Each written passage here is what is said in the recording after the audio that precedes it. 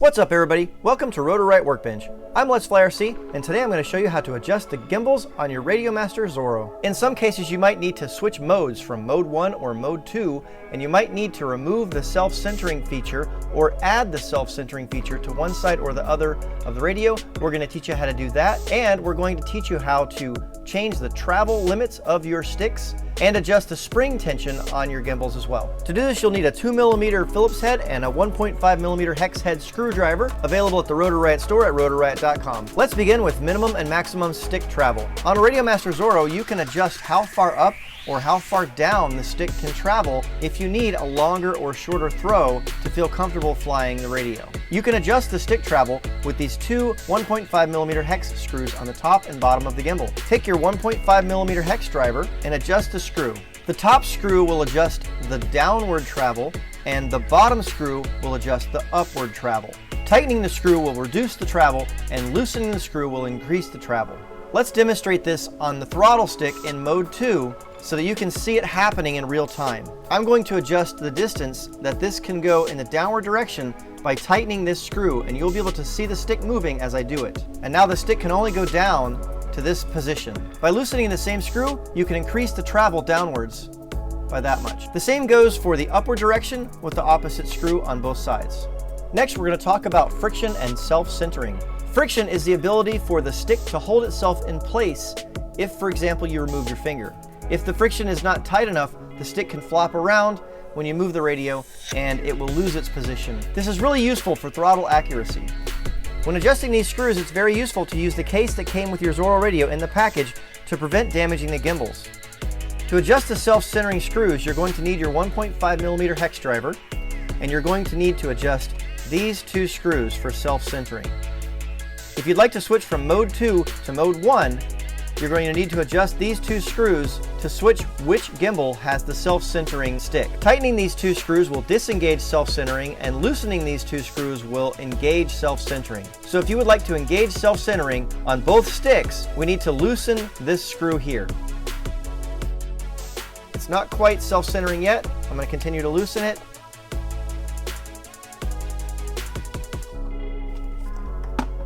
Now when I press on the throttle stick, it springs back to center, and so does the other stick. Now this stick feels very loose and this stick feels very tense because I still have tension from the factory settings. So if you'd like to have self-centering on both sticks, we also need to remove the friction from this stick. So let's flip it back over, and next we'll talk about the friction.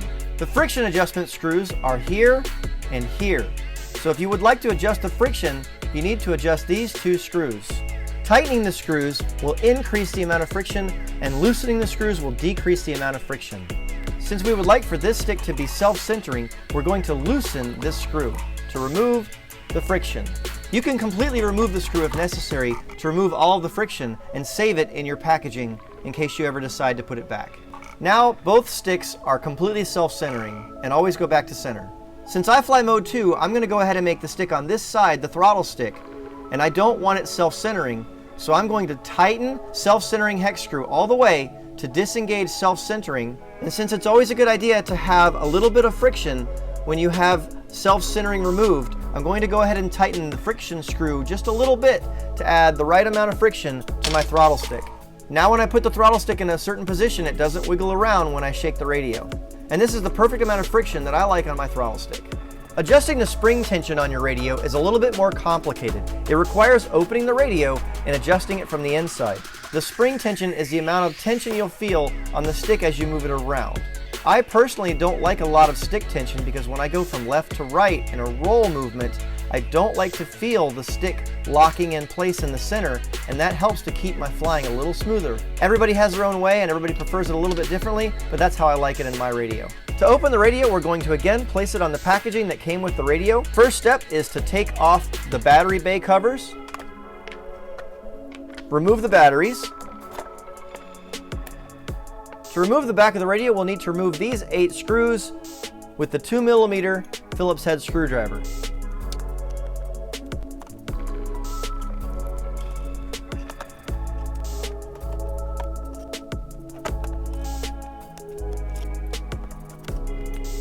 Now that we have removed those 8 screws, we can lift the shell and unplug the 2 battery connectors. Be very careful when flipping this over not to put tension on these 2 wires right here, because you could damage them or rip off the connections on the PCB. Carefully remove these 2 JST connectors from the PCB using your fingernails, and then set the back of the case aside.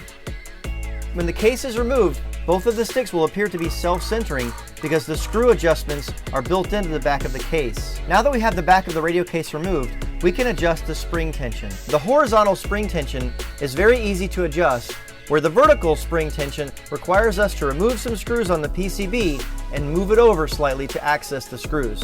These square holes allow access to the spring tension screws on the horizontal axis, and you can adjust them with a 2mm Phillips head screwdriver, available at rotorriot.com. Tightening the screw will increase the amount of spring tension, and loosening the screw will decrease the amount of spring tension on both the horizontal and vertical axis. I like to have a little bit less spring tension, so I'm going to loosen the screw to reduce the amount of spring tension on this stick. Once I've turned it a few times, I can flip the radio over and feel the amount of tension that's on the stick. I'll keep making adjustments until it's the way I like it. There we go, that's much better. It's very loose. I can barely feel the notch in the center, although it's still present. We'll do the same thing on the other side. Sometimes it helps to hold the gimbal from the other side while adjusting the screw to keep it from moving on you. Alright, that's much better. Now that I'm happy with my horizontal axis spring tension, we're going to move on to the vertical axis spring tension. To adjust the vertical axis spring tension, you need to remove these screws from the PCB. Before removing the PCB screws, we need to remove the antenna port cover and micro SD card from the radio. After removing the antenna port cover and the micro SD card, you need to remove these 4 screws with your 2mm Phillips head screwdriver.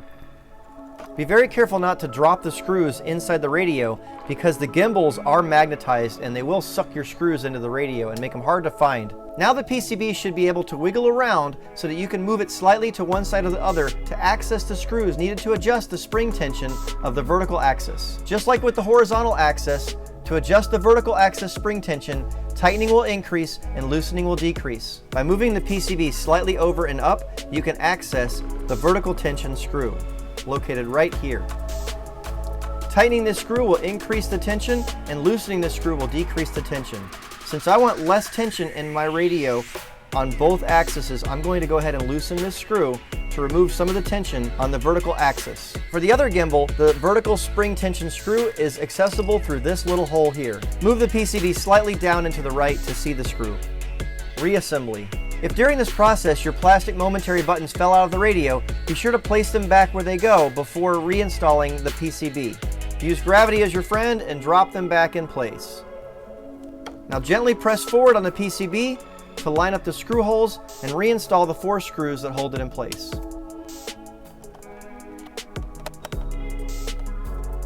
Now that your PCB is back in place, be sure that all of the wiring that goes to the PCB is tucked away and doesn't get pinched upon reassembly. Now reinstall the rear of the case by plugging in the connectors in this orientation. Red will be facing down on the right and black will be facing down on the left. Now reinstall the back plate, being sure that the wires don't get pinched upon reinstallation. Press them up and out of the way as you close the case so that they don't get pinched on the case. Be sure that the case lines up flush all the way around and there are no gaps. Squeeze it together and then reinstall the 8 screws that you removed earlier.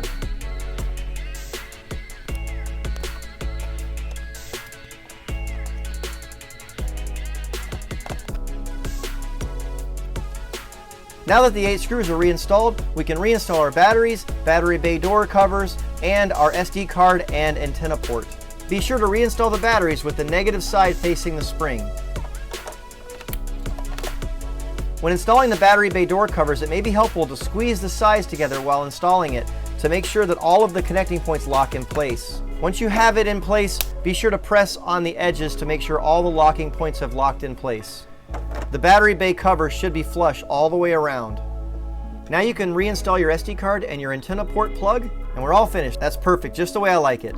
And that's how you adjust the gimbal stick travel, friction and self-centering, and spring tension of your RadioMaster Zorro gimbals. Let us know in the comments what drone you're using your RadioMaster Zorro with. Thanks for watching, guys. If this video was helpful, be sure to like and subscribe so you can see more videos like this. I'm Let's Fly RC, and we'll see you next time on Rotor Riot Workbench.